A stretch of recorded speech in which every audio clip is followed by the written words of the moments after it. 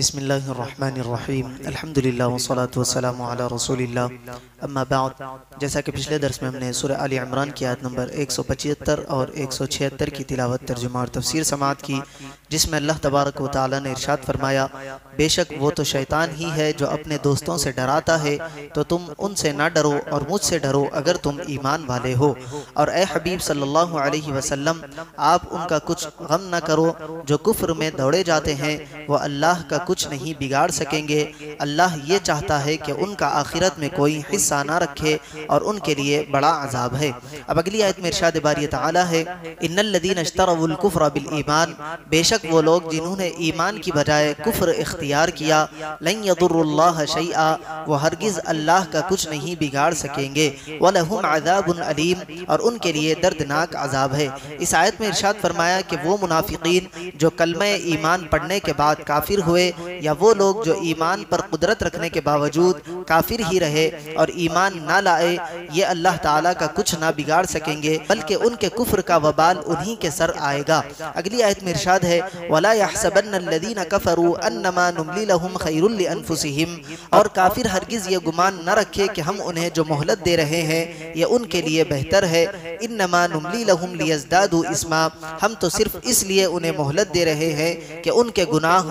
اور زیادہ ہو جائیں، وَلَهُمْ عَذَابٌ مُّهِينٌ، اور ان کے لیے ذلت کا عذاب ہے۔ اس آیت میں فرمایا کہ اللہ تعالیٰ عموماً فوری طور پر کسی گناہ پر گرفت نہیں فرماتا، بلکہ مہلت دیتا ہے، اور دنیاوی آسائشوں کا سلسلہ اسی طرح چلتا رہتا ہے۔ اس سے بہت سے لوگ اس دھوکے میں پڑے رہتے ہیں کہ ان کا کفر اور ان کی حرکتیں کچھ نقصان دہ نہیں ہے۔ ان کے بارے میں فرمایا گیا کہ کافروں کو لمبی عمر ملنا، انہیں فوری عذاب نہ ہونا اور انہیں مہلت دیا جانا ایسی چیز نہیں کہ جسے وہ اپنے حق میں بہتر سمجھے، بلکہ توبہ نہ کرنے کی صورت میں یہی مہلت ان کے گناہوں میں اضافے اور ان کی تباہی و بربادی کا سبب بننے والی ہوتی ہے، لہٰذا اس مہلت کو اپنے حق میں ہرگز بہتر نہ سمجھے۔ اسی طرح لمبی عمر پانا اچھا بھی ہو سکتا ہے اور برا بھی، جیسا کہ حضرت ابو بکر رضی اللہ عنہ سے روایت ہے، ایک شخص نے رسول پاک صلی اللہ علیہ وسلم سے سوال کیا کہ کون سا شخص اچھا ہے؟ ارشاد فرمایا کہ جس کی عمر دراز ہو اور عمل اچھے ہو۔